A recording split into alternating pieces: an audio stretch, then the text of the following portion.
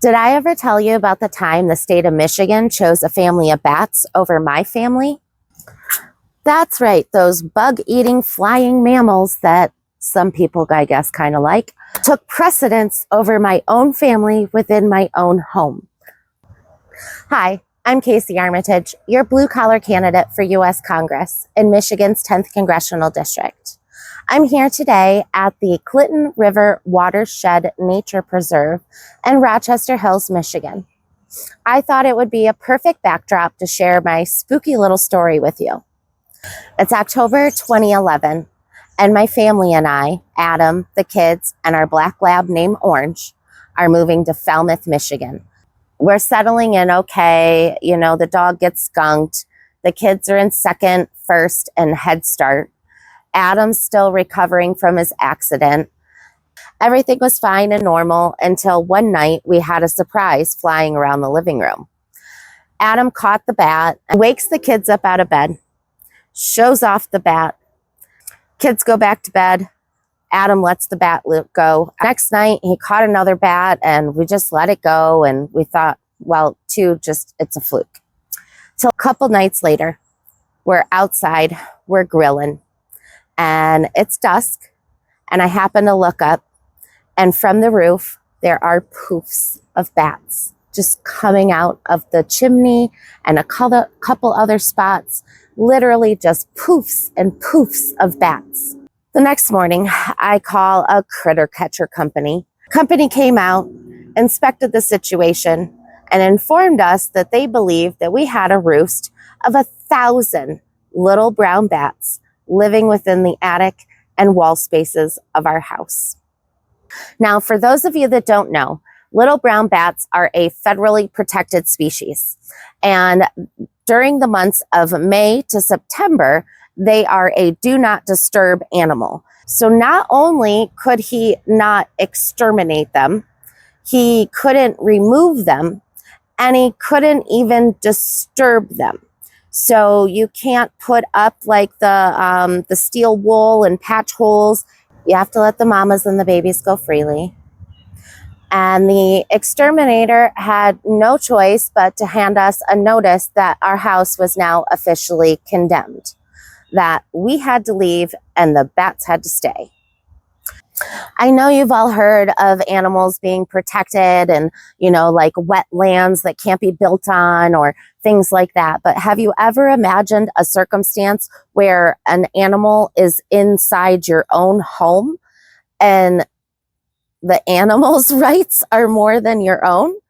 I'm sorry, it's just a little ridiculous. And we're not talking about a rare, one-of-a-kind, gonna make them go extinct species.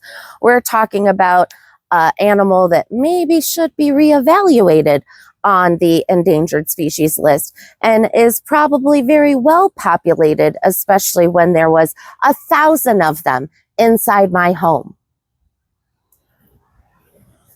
It was a really big deal, guys, like 1,000 bats in one house. Even the local ABC 12 Up North Live News came out to the house with the critter catchers. Adam and the critter catcher guy, they went up in the attic and they're checking stuff out, but they didn't come at the right time of day, and the news really wanted to have bats on camera. So Adam took the camera guy up into the attic and he climbed through, and this is before we knew what guano looked like. And he comes out of the attic all covered in guano, and the critter catcher guy looks at him and says, "The last guy that I saw like that was dead in a week." Well, thanks, guy. After contacting the landlord to discover that they had decided to let the house go to foreclosure, finding ourselves in this sudden circumstance of needing to move and find a new home to live in very suddenly, especially after not even being there for a full year. It had only been from October to this is like June, July. So I reached out to the Department of Health and Human Services for emergency relief services with helping to relocate and move my family. The state of Michigan ordered that we remove ourselves from the home, which we already had. 1,000 bats. Didn't offer any help except for to start a CPS case and send Child Protective Services to the house to make sure that we were not continuing to expose our children to the bat-filled environment that the state of Michigan chose the bats over my human children for. Make it make sense. Then we were ordered by the Michigan Health Department to undergo the entire rabies vaccine series, which if you've never done before, it sucks. The first one is like a whole bunch of shots, and then you have to go in like every week and get like a booster shot. It's a lot of shots.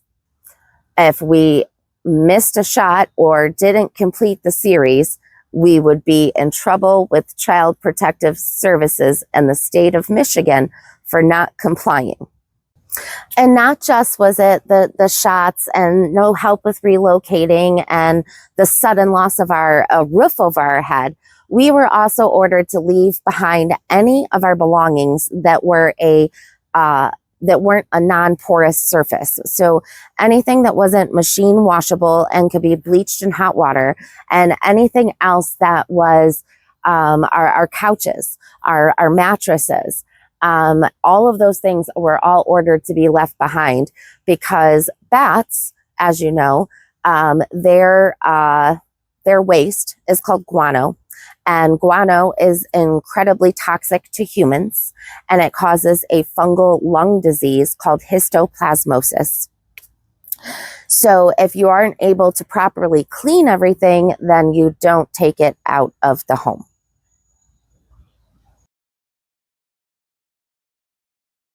The state of Michigan kicked me and my babies out of our home so that the bats and the bat babies could stay safely in the home. 1,000 of them. So we suddenly lose the roof over our head. We lose half, if not more, of all of our belongings.